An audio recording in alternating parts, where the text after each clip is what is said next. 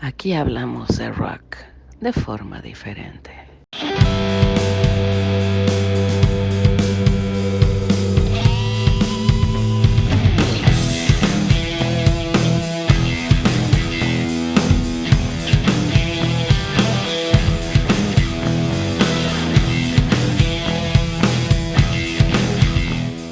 Hola amigos, fanáticos del rock, bienvenidos a una nueva emisión más de Conversaciones Rockeras. Buenos días, buenas noches, dependiendo del horario donde tú nos veas. Hoy tenemos un programa diferente, tenemos un análisis fuera de la música, más en un contexto social, y tenemos un gran invitado. Hoy tenemos el honor de tener como invitado al doctor en filosofía, Otilio Flores, a quien le doy la bienvenida, no sin antes mencionar que Otilio tiene una gran trayectoria, es académico de la UNAM, tiene una serie de estudios bastante interesantes, tiene un gran conocimiento y hoy va a tener una conversación con nosotros. Bienvenido, Otilio, a Conversaciones Rockeras. Muchísimas gracias, Armando. Envío un saludo a todas las personas que nos están escuchando. Muy agradecido por la apertura y la inclusión por parte de ustedes para que nuestra voz pueda ser posible en ámbitos muchísimo más amplios. Gracias por esta invitación. Bueno, pues encantados de tenerte aquí. Y Otilio, hoy vamos a platicar del rock un poco como contexto social, como fenómeno social. En un origen el rock nace como una manifestación de rebeldía, pero con el tiempo ha cambiado, se ha ido modificando, ha transformado un poco la esencia de una simple música que nuestros padres, nuestros abuelos en algún momento dado nos la prohibían. ¿Tú cómo ves el nacimiento del rock como fenómeno social? ¿Cuál es tu impresión?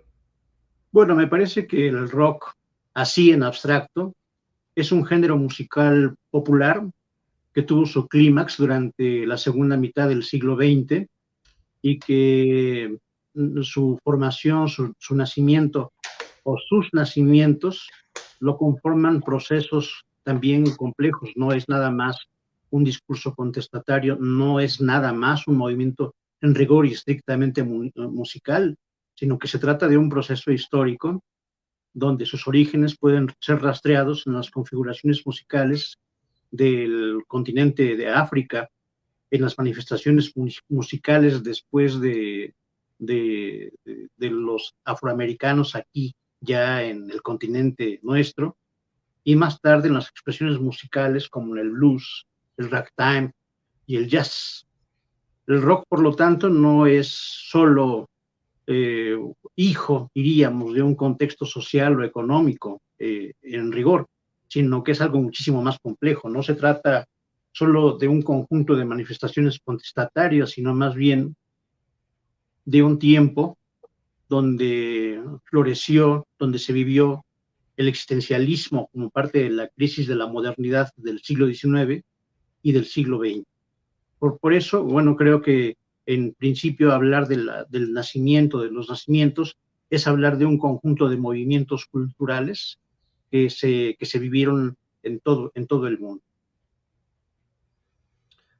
Perfecto. ¿Y tú crees que la desigualdad social es un factor que ha permeado en el rock, que es un factor importante?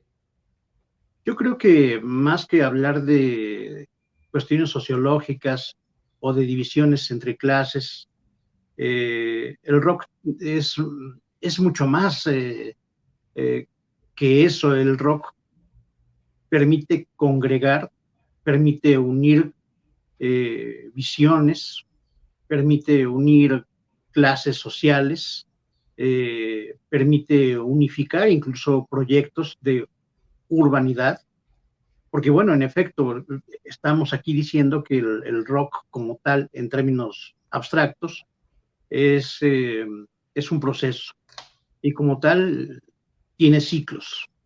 Ese tiempo del rock se caracterizó por ser una búsqueda de nuevos ritmos, que se requería sobre todo después de la Segunda Guerra Mundial para impulsar la fuerza de esas generaciones con las que se contó diversos conflictos bélicos en muy distintas partes del mundo, más que estar pensando en que el rock fuese una expresión de alguna clase social. Me parece que no es arriesgado suponer que probablemente sea el rock una parte de un proyecto mundial cultural. Ok, y retomando tus primeras ideas que nos expresabas de que el rock viene del blues, de las poblaciones negras, y de ahí pues viene gente como Chuck Berry. ¿Tú cómo puedes interpretar la evolución que ha tenido el rock hasta la actualidad? ¿Cuál es tu pensamiento, tu sentimiento respecto de esa evolución natural del rock? Bueno, más que pensar en evolución, yo utilizo muy cuidadosamente las palabras y creo que la palabra evolución pueda ser problemática en un sentido laxo del término. Creo más bien en un desarrollo que finalmente produjo más que modas, mercancías. Rock como mercancía impuesta, con lo que se pretendió hegemonizar un colonialismo, reitero, cultural, acorde a los tiempos de los estallidos socioculturales que vinieron o que se vivieron en los 60s, como la Primavera de Praga, como los movimientos estudiantiles que se dieron en París, por ejemplo, o en México, y que como tal, como un fenómeno que evolucionó, pues podríamos decir que más bien se desarrolló. Se desarrolló por sus condiciones propias y se desarrolló como una esfera de, reitero, de ciclos que terminan.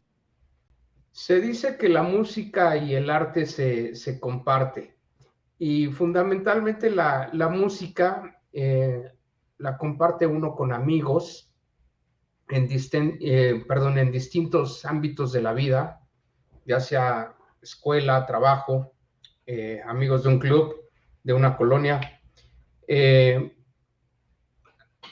Pensando en los años 70, grupos como Pink Floyd o los Rolling Stones influyeron demasiado a las juventudes. Eh, Fueron bastión para algunos movimientos sociales.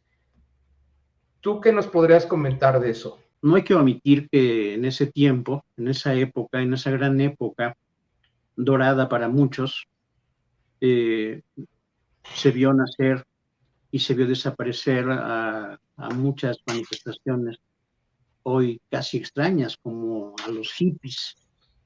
Fue una época en donde se acompañó de los efectos de las sustancias hoy prohibidas, de que el contexto en donde se desenvolvió 60s, 70s, el rock, pues fue multicultural, pluricultural, pero sobre todo con experiencias, reitero, con halos del existencialismo como banderas o baluartes para replantearnos los problemas de la libertad, los problemas del derecho, los problemas de género, los problemas de la igualdad, los problemas de la pobreza, que todos tienen que ver allí, sí, con esas manifestaciones musicales y obviamente artísticas, que tuvieron algunas repercusiones deseadas, otras no, en cada una de las partes del mundo. En México, por ejemplo, en la época de los Teen Tops, en la época de los Rolling Stones, en la época de los Beatles, pues también había una política muy interesante, muy intensa en torno a los grandes problemas de la identidad a los cuales se estaba sujetando los proyectos sexenales de aquel entonces. Los resultados del rock en abstracto fueron un poco el rock and roll, el rock progresivo, el alternativo, el psicodélico. Hoy podríamos ya llamar sin ningún pudor que también existe el rock japonés, el alemán, el rock nacional, el rock latino, el sinfónico, que evidentemente fueron las expresiones del comercio cultural o de la industria cultural en el mundo. Allí tendríamos que preguntarnos, como ya lo decías, Armando, el tema del arte. El problema del rock and roll junto con otros géneros musicales siempre nos provoca pensar que la música no sé hasta dónde y qué tipo de música sea arte, quiénes son los artistas y quiénes no, quién o quiénes definen a un artista, qué es el arte. Una vez más, el problema del arte. El arte es solo tocar la guitarra, que por cierto, también en este tiempo de post-rock, si se me permite llamarle así, al momento en el que estamos, pues también diríamos que el rock and roll ha paulatinamente comenzado a ser un espectro para la nostalgia. Si bien es cierto, la música es un lenguaje amplio, la música depende de la estética y de la construcción de las identidades como símbolos sonoros y rítmicos, que todos hay que pensarlos como fragmentos de la expresión del espíritu. Vamos, en pocas palabras, el problema de la música, el problema del rock, también puede tener problemas si comenzamos un poco a filosofar o a reconceptualizar qué es el arte. ¿Qué es el arte? ¿Hasta dónde es el arte? El arte es la capacidad de tocar, decíamos, una guitarra, estar pegándole a un tambor. ¿Qué es la música? ¿Qué es el arte? Porque hoy ni siquiera ya tenemos guitarras. Todo se da al calor del ordenador, de la creación de renovados modelos musicales. ¿Quién hace rock? El que maneja bien la computadora, el que maneja bien el teclado. ¿Qué es el arte hoy? Es una gran pregunta. ¿Y cómo podemos conceptualizar o interpretar que el rock sea una música que congrega grandes masas, grandes multitudes? ¿Cómo unos simples músicos o un grupo puede mover tantas masas? ¿Cuál es tu visión? ¿Por qué se da esa interacción entre el público y los grupos? Bueno, son temas de mercado, de mercadeo, son temas de hasta dónde puede un producto llegar a las grandes multitudes. El rock se transmite de generación en generación, pero ¿cómo podemos explicar que a un joven de unos 15, 16 años le pudiera gustar el rock que escuchaba su padre o sus abuelos? ¿Cuál es esa magia que tiene el rock? O mejor dicho, ¿cuáles son los valores que puede transmitir el rock? Es una herencia, decíamos, cultural, es una herencia de padres a hijos, en efecto, pero también hay que señalar que un hombre no es capaz de anhelar algo que no conoce. Es decir, la gente conoce, entre comillas, conoce una experiencia rockera, una experiencia musical, por sus padres, por su familia, por su contexto. Pero eso solo habla un poco de los límites también de la conciencia. Y en ese sentido, bueno, el rock, decíamos, como un abanico de gran nostalgia, también ha comenzado un poco a encontrar su declive con las nuevas formas eh, expresivas y culturales que tiene la música.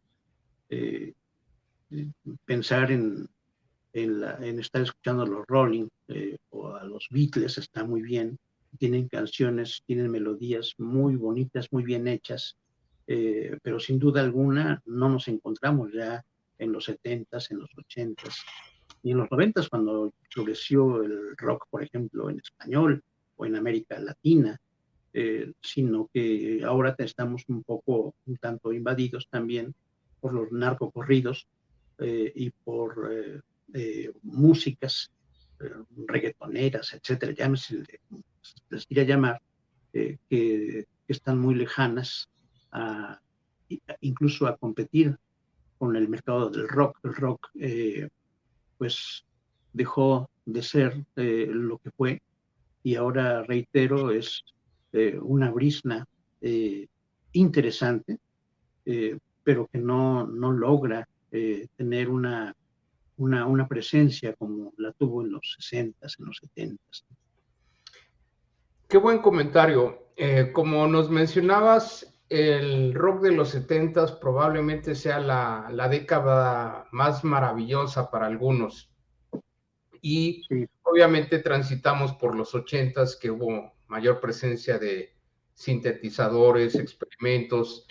Y en los 90s, pues ya llegamos como que a la época donde ser rebelde, ser underground era lo de esos días.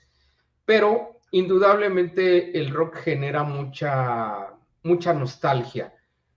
Si bien es cierto, hoy no tiene tanta presencia por el tipo de música que comentas de narcocorridos, de reggaetón, que desgraciadamente ha permeado mucho en la sociedad mexicana. ¿Tú crees que en algún momento dado el rock pueda renacer, ya sea el rock mexicano o que el rock anglosajón vuelva a tener presencia en México como en antaño solía ser? Nada se puede rescatar del pasado. Un hombre maduro quisiera volver al gimnasio y cargar las pesas que cargaba cuando tenía 20 años. Un alpinista un alpinista maduro, un alpinista de 60, 70 años, quisiera volver a sus tiempos de gloria para volver a subir y bajar los volcanes como si nada, trotando incluso. Un atleta, un bailador, un bailarín, los tiempos cambian, la dinámica de los hombres y de los pueblos cambian. No se puede repetir nada, no podemos regresar a algún asunto del pasado. En todo caso, decíamos, el desarrollo de la música ya nos contempla otras experiencias musicales, sonoras, como estos conciertos que se dan ahora por todo el mundo con música techno, con música de hard rock incluso, que hablan de una era ya muy distante a la de los 60s, a la de los 70s, con todo lo que conllevaba esa época, una época de grandes ilusiones, una época en donde se inspiró la Revolución Cubana, una época en donde los movimientos, decíamos, estudiantiles en Europa florecían, un tiempo optimista y además muy productivo en México, con los movimientos de los 60s y de los 70s, que no solamente es el 68, sino es el 71, el 73, etcétera, etcétera, con las protestas, pero esas protestas no eran necesariamente las de provincia. Por ejemplo, en México no eran producto del acompañamiento del rock, sino eran producto más bien de corridos, eran producto de una transición de conciencia política en torno a los nacionalismos, que por cierto también ya son parte de una era para la nostalgia. Nacionalismos, soberanías, fronteras, etcétera, todo se está diluyendo en nuestras propias manos. Esos conceptos han quedado atrás, han quedado superados a veces por nada, por otros conceptos también vacíos o más vacíos. No podríamos pensar en un retorno a aquellas grandes eras que les tocó vivir a esos hombres, a nuestros padres, a nuestros abuelos, que son los que vivieron esa hermosa época romántica del rock en México, junto con otros, con Palito Ortega, con Leo Dan, con Leonardo Fabio, etcétera, que son canciones, que son melodías sumamente hermosas, pero que no corresponden necesariamente al espíritu del rock en México. ¿Y cómo podemos explicar, Otilio, que México, siendo un país de una gran cultura musical, pero orientada, por ejemplo, a música de mariachis, de boleros, de tríos, incluso de baladistas, ¿Cómo explicamos que el rock sea tan bien recibido en México? ¿Cuál es la clave para que el rock sea aceptado plenamente en la sociedad mexicana? Bueno, allí cuando México aceptó la importación del rock, porque hemos también de ser humildes y ser capaces de entender que la inmensa mayoría de las primeras experiencias del rock en México fueron traducciones de lo que se estaba haciendo en Inglaterra y en Estados Unidos.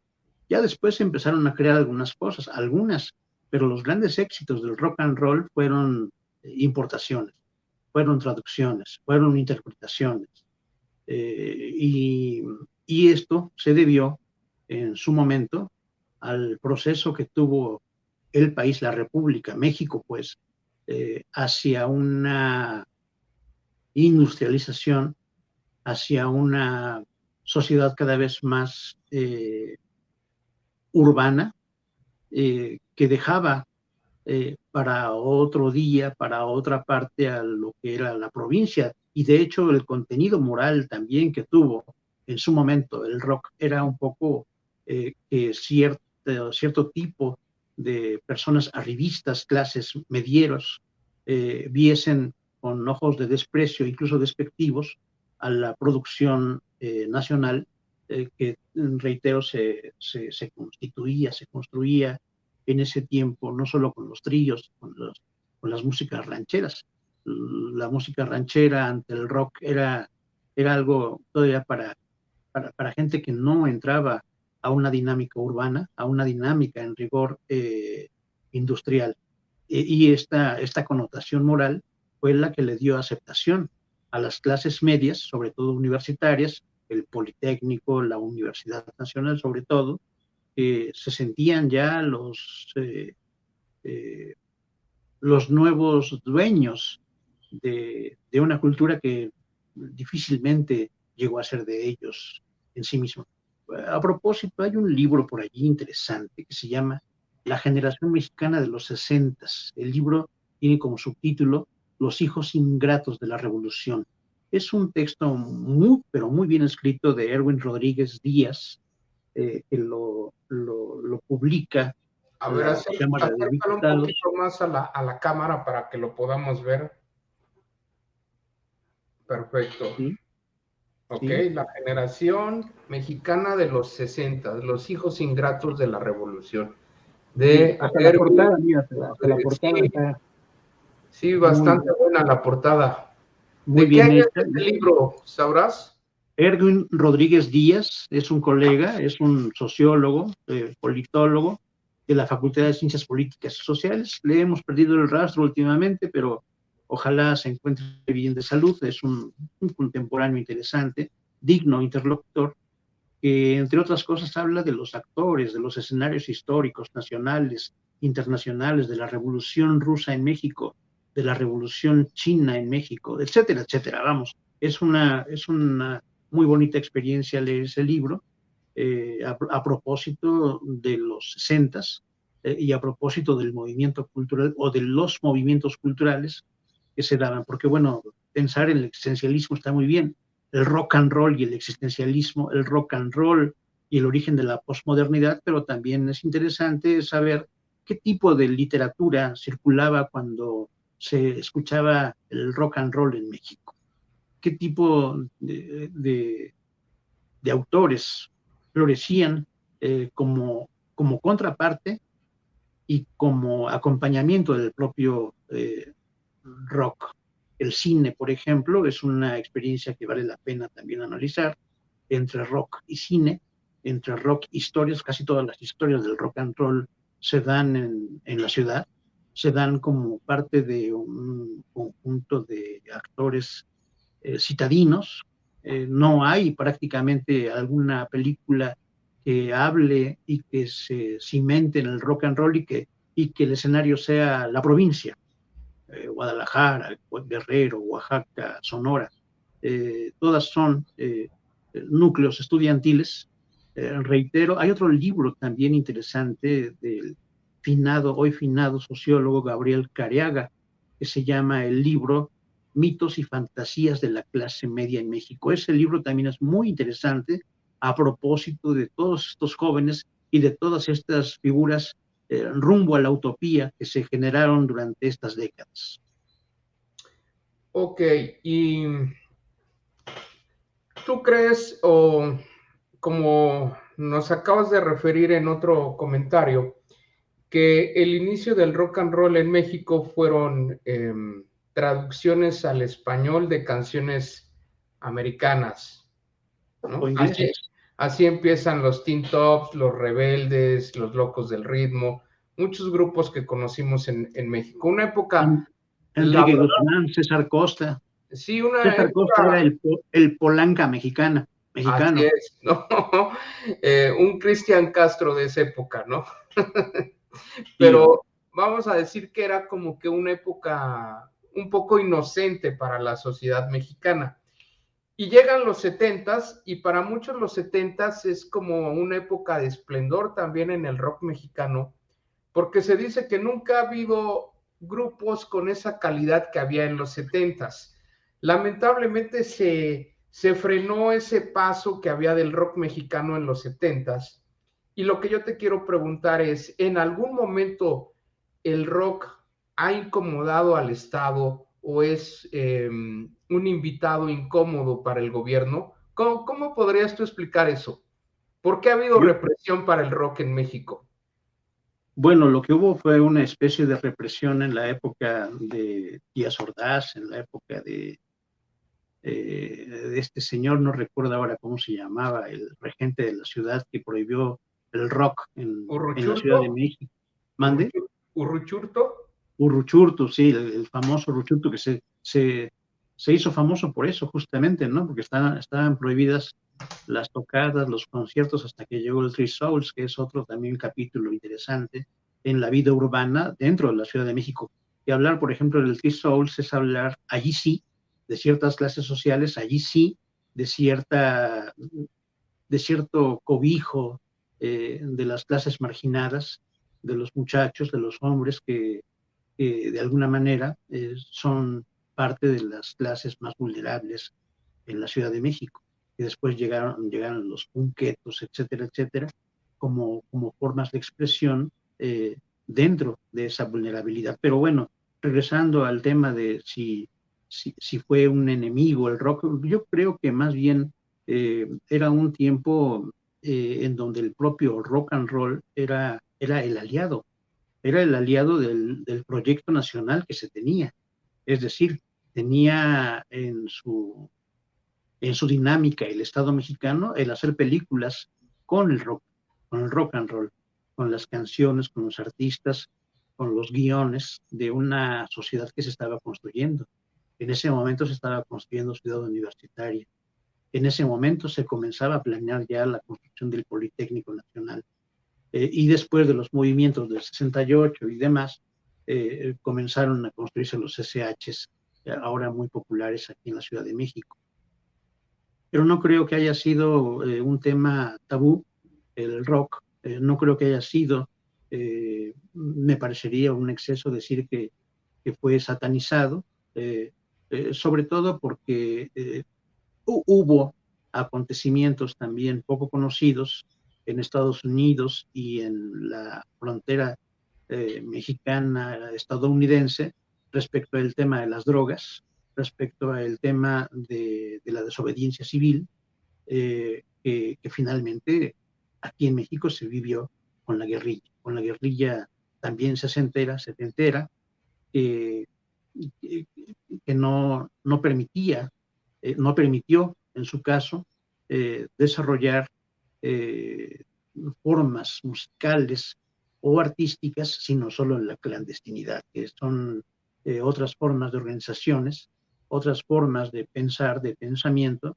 que tendrán que ver más bien con un estudio sociológico respecto a lo que pasó en esos años dentro de las propias universidades o dentro del propio proyecto educativo nacional que se tuvo en esos tiempos, diríamos de los 60 a los 80, la educación pública, la educación universitaria, etcétera, se devalúa todavía muchísimo más, pese a que con el rock and roll se podía hablar un poco de cierto humanismo.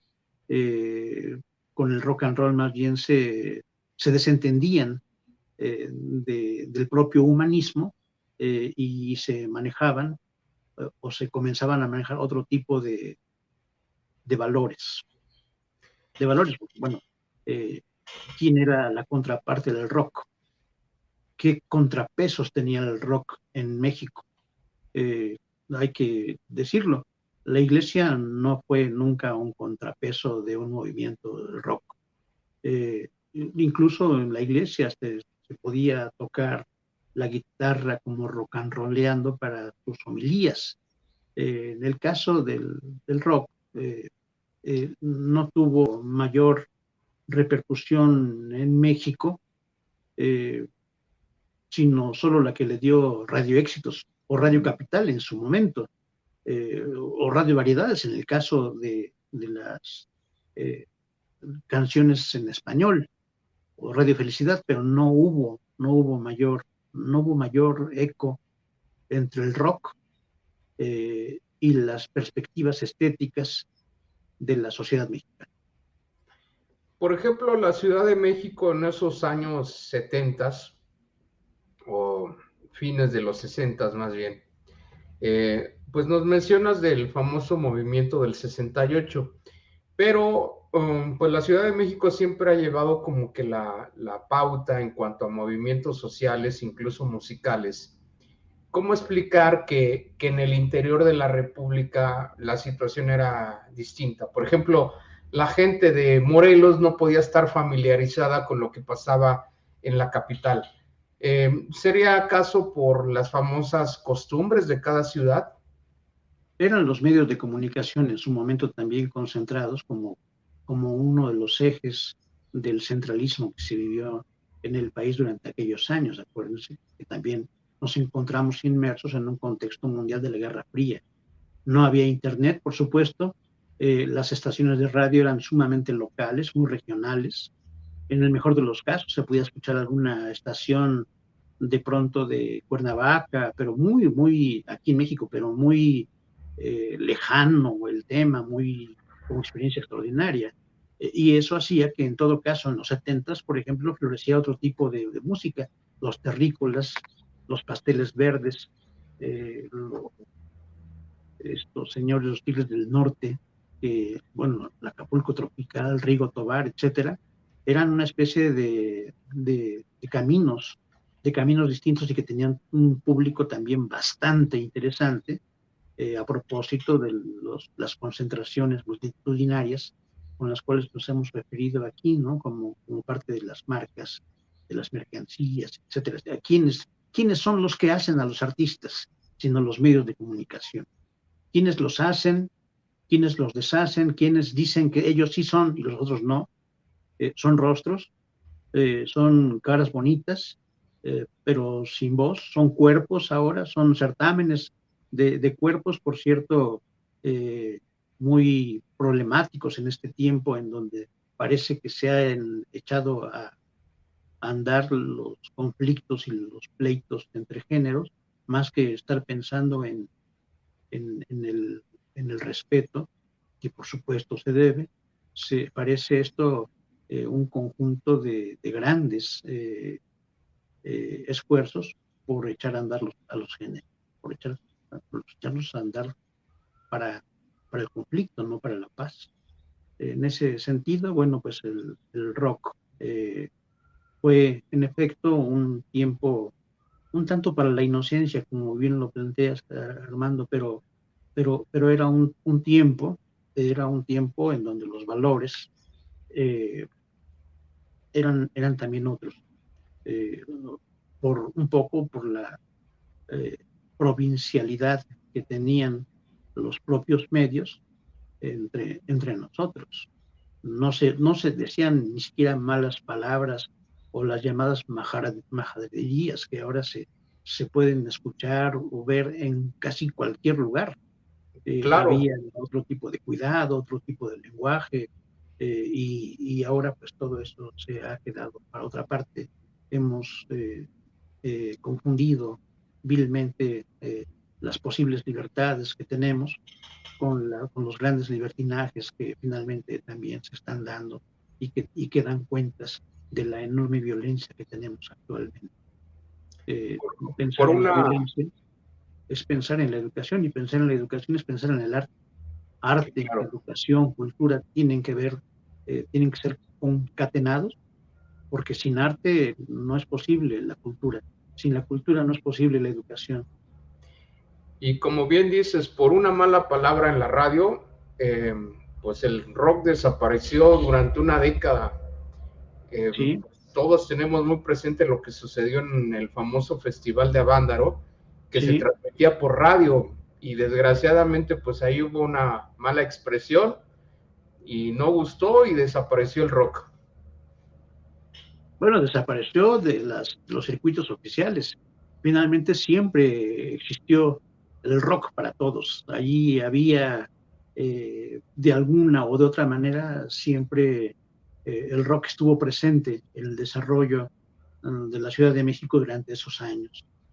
¿Con qué época del rock te quedas y por qué? Bueno, por un asunto estrictamente pues familiar, ciertamente, me quedaría con la época de los Beatles, con la época de los Creedence, con la época de la ola inglesa, porque, pues bueno, es música más bien romántica, es melodiosa, es bonita la música, aunque si comenzamos a traducir las canciones, pues allí tendríamos que empezar a tener otro tipo de parámetros. Y pues bueno, la decepción es muy genuina cuando vemos que las letras distan mucho de ser tan profundas como bonitas las melodías. Es la primera. Ok, y la última pregunta, ¿para ti qué es el rock? Es un, es un movimiento cultural y yo lo sintetizo así. Es un fragmento de la expresión del espíritu. Ok, o sea, sería un alimento para el alma. No necesariamente.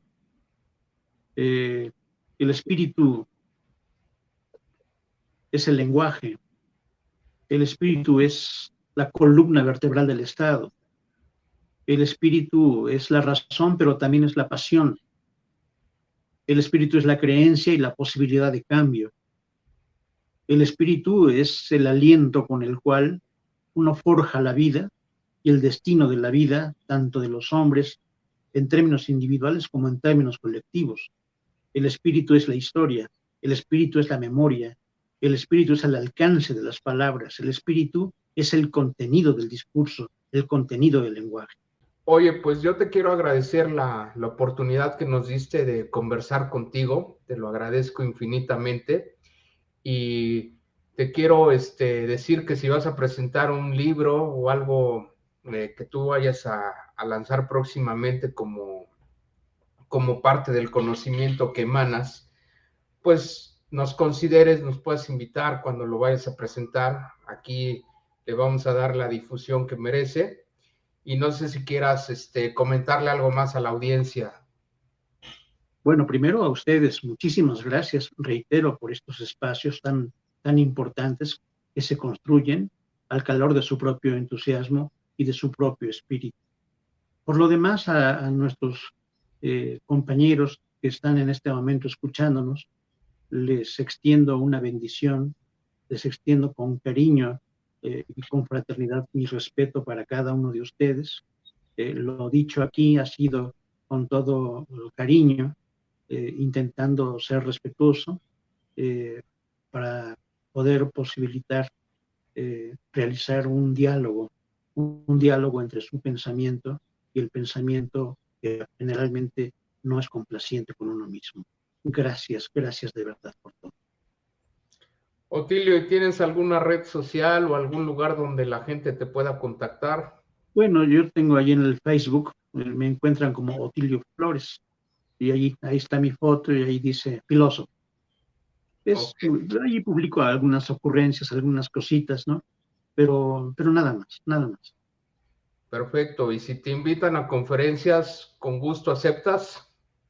Pero por supuesto, estoy listo, estoy capacitado para proponer, para debatir, para compartir con ustedes lo mejor que les pueda yo dar a ustedes como generación y como contemporáneos. Perfecto, pues ha sido un gran gusto tenerte aquí en Conversaciones Rockeras, Otilio. La gente luego nos pide que hagamos mucha interacción con gente de otro medio porque les resulta muy atractiva la dinámica que hacemos, la interacción que tenemos con personas como tú. Y pues esta es tu casa, las veces que tú quieras colaborar con nosotros, pues serás bienvenido. Gracias, querido Armando, gracias, gracias. Y bueno, sí, entiendo muy bien al público que está sediento de otro discurso, que está sediento ya de navegar entre tanta basura que hay en Internet, que tienen la enorme premura de escuchar algo distinto, de tener la posibilidad de debate con ellos mismos y con nosotros también. Eso para poder, ahí sí, como decías tú, el tema de poder evolucionar hacia otros ángulos. Aunque bueno, esa palabra de evolución en la mayoría de los casos no aplica. Pensemos en Darwin. Si Darwin viese lo que estamos haciendo y cómo estamos, estaríamos hablando de una desevolución humana y en todo caso, como diría por ahí Hesiodo o Platón, si hubo algún tiempo en donde se dice que vivieron hombres de estripe de oro, luego de plata y luego de bronce, hoy estaríamos más bien en una generación de plástico. En fin, por eso hay que evaluar las cosas para potencializar la vida como posibilidad. Perfecto, pues qué interesante pensamiento y nuevamente te reitero nuestro agradecimiento por el tiempo que nos brindaste. Gracias. Bueno, amigos, ya lo vieron, esto ha sido todo por el día de hoy en Conversaciones Rockeras con el gran doctor Otilio Flores, una eminencia con gran conocimiento. No se pierdan las siguientes emisiones de nuestro canal. Vamos a tener más sorpresas y que el rock sea, amigos, cuídense, hasta la vista.